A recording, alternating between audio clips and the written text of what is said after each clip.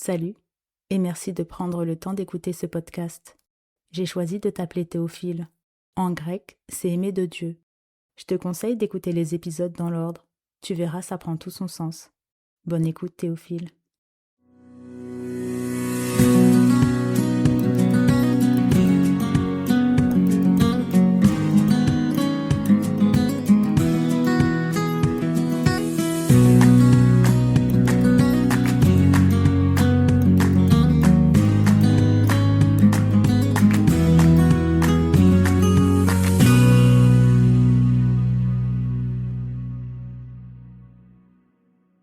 Dehors les chiens.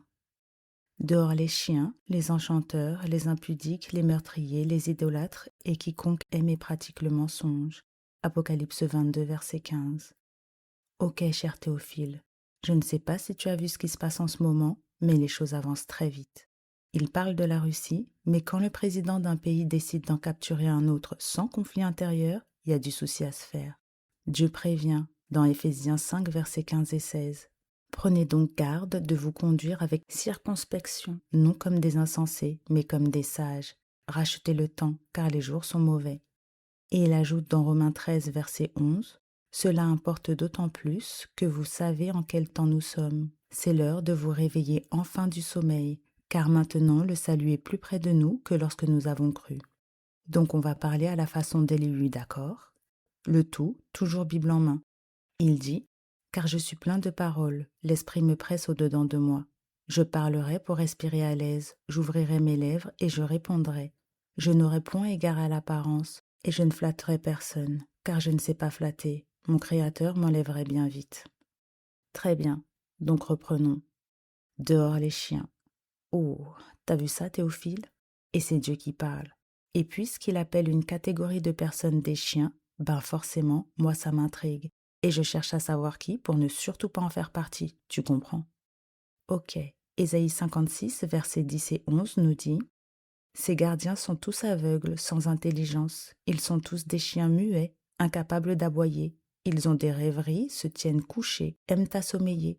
Et ce sont des chiens voraces, insatiables, ce sont des bergers qui ne savent rien comprendre. Tous suivent leur propre voie, chacun selon son intérêt, jusqu'au dernier. » Alors pour être bien sûr, je cherche à savoir qui sont les bergers. Ézéchiel 34, versets 2, 4, 31 et 10 nous dit « Fils de l'homme, prophétise contre les pasteurs d'Israël, prophétise et dis-leur aux pasteurs. Ainsi parle le Seigneur l'Éternel, malheur aux pasteurs d'Israël qui se paissaient eux-mêmes. Les pasteurs ne devaient-ils pas paître le troupeau? Vous n'avez pas fortifié celle qui était faible, guéri celle qui était malade, pensé celle qui était blessée. Vous n'avez pas ramené celle qui s'égarait, cherché celle qui était perdue, mais vous les avez dominées avec violence et avec dureté. Vous, mes brebis, brebis de mon pâturage, vous êtes des hommes. Moi, je suis votre Dieu, dit le Seigneur l'Éternel. Ainsi parle le Seigneur l'Éternel. Voici, j'en veux aux pasteurs. Je reprendrai mes brebis d'entre leurs mains. Je ne les laisserai plus paître mes brebis, et ils ne se paîtront plus eux-mêmes. Je délivrerai mes brebis de leur bouche, et elles ne seront plus pour eux une proie. Bon, c'est plutôt clair, je trouve. Alors attention, je n'essaye pas de mettre tout le monde dans le même panier, ni même de chercher qui est qui. Je me serais trompée sur Manassé. J'ai juste cherché à quoi correspondaient les chiens d'Apocalypse 22, verset 15, et ça colle. Les pasteurs de la première époque sont ceux qui n'ont pas préparé le peuple pour la venue du Messie. Pire encore, ils ont très rapidement cherché à le faire mourir. Et c'est l'Église de l'époque, si je puis dire, sous leur impulsion, qui a mis le Christ à mort. Eh bien, Dieu les appelle des chiens. Après, la Bible parle aussi de mercenaires qui sont là pour le gain que procure le poste ou le rôle du berger. Elle parle aussi de loups, qui eux sont des ennemis directs de Dieu et de son peuple, venus pour détruire, ou plus précisément, pour causer la perte des brebis. Et le problème, Théophile, c'est que l'histoire se répète tout le temps. Or, tout ce qui a été écrit d'avance l'a été pour notre instruction, afin que, par la patience et par la consolation que donnent les Écritures, nous possédions l'espérance. Romains 15, verset 4. Très bien. Du coup, les chiens d'aujourd'hui, ou les mauvais bergers ou pasteurs, comme on l'a vu, ne préparent pas non plus le peuple de Dieu à la prochaine venue de Jésus. Ils ne le peuvent même pas. Ils sont sans intelligence concernant les prophéties, car ils ne cherchent que leur intérêt.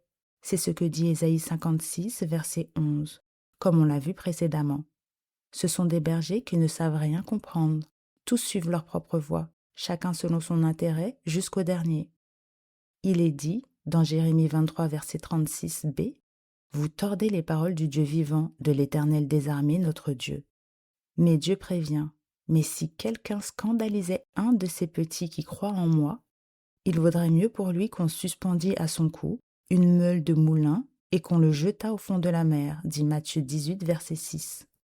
Scandaliser, c'est scandalizo en grec, et ça signifie attirer à pécher, faire qu'une personne commence à se méfier de quelqu'un en qui elle avait l'habitude de croire et d'obéir, être une occasion de chute, faire que quelqu'un juge un autre non favorablement ou injustement. Vaut mieux ne pas toucher à son troupeau. Après, ce que Dieu veut, c'est que tous parviennent à la repentance, y compris les mauvais bergers, comme Manassé. C'est d'ailleurs l'évangile donné aux messagers de Dieu, dont les pasteurs font partie, basé sur Apocalypse 14, versets 6 à 12. Et là, je vais prendre uniquement les versets 7 et 12. Il disait d'une voix forte, « Craignez Dieu et donnez-lui gloire, car l'heure de son jugement est venue, et adorez celui qui a fait le ciel et la terre et la mer et les sources d'eau. » C'est ici la persévérance des saints qui gardent les commandements de Dieu et la foi de Jésus. Craignez Dieu et donnez-lui gloire. C'est le message qu'annonçait Élie à l'époque. Choisissez le Créateur, le seul vrai Dieu. Et c'est aussi ce qu'annonçait Jean-Baptiste par la suite, en disant « Repentez-vous et changez de vie, car le royaume des cieux est proche. » Mais un Éthiopien peut-il changer sa peau, et un léopard ses taches? De même, pourriez-vous faire le bien, vous qui êtes accoutumés à faire le mal, nous dit Jérémie 13, verset 23. En fait, c'est très simple, Théophile. Mais l'ennemi n'a absolument pas l'intention de te lâcher, faut le savoir. Donc tu vas devoir combattre fort. Mais Jésus a déjà remporté ta victoire, sache-le bien. Comment? En clair, ça donne ça, en 5 étapes. D'abord, la repentance. 1 Jean 1, verset 9 nous dit « Si nous confessons nos péchés, il est fidèle et juste pour nous les pardonner et pour nous purifier de toute iniquité. » Puis, la deuxième étape, c'est le baptême, qui symbolise la mort et la nouvelle naissance en Christ. Colossiens 2, verset 12 nous dit « Ayant été ensevelis avec lui par le baptême, vous êtes aussi ressuscités en lui et avec lui par la foi en la puissance de Dieu qui l'a ressuscité des morts. » Mais le baptême représente surtout l'engagement d'une bonne conscience envers Dieu, nous dit 1 Pierre 3, verset 21. On s'engage et c'est tout. Et c'est Dieu qui se charge du reste, d'accord? Ézéchiel 36, verset 25 nous dit « Je répandrai sur vous une eau pure, et vous serez purifiés. Je vous purifierai de toutes vos souillures et de toutes vos idoles. » Tu vois, Théophile, c'est lui qui fait tout. Et la purification de toutes nos souillures n'est possible que par la justification par la foi, c'est-à-dire l'acceptation du sacrifice de Jésus pour nous. C'est la troisième étape. Donc Jésus meurt, et tu es rendu juste si tu crois que son sang a le pouvoir d'effacer tes péchés. C'est ça la justification par la foi, être rendu juste par les mérites de Jésus. Romains 4, versets 24 à 25, dans la version français courant, nous dit « Nous, qui croyons en Dieu, qui a ramené d'entre les morts Jésus notre Seigneur. Il a été à la mort à cause de nos péchés, et Dieu l'a ramené à la vie pour nous rendre justes devant lui. » Puis vient l'étape de la sanctification, la quatrième étape, durant laquelle nous sommes rendus saints.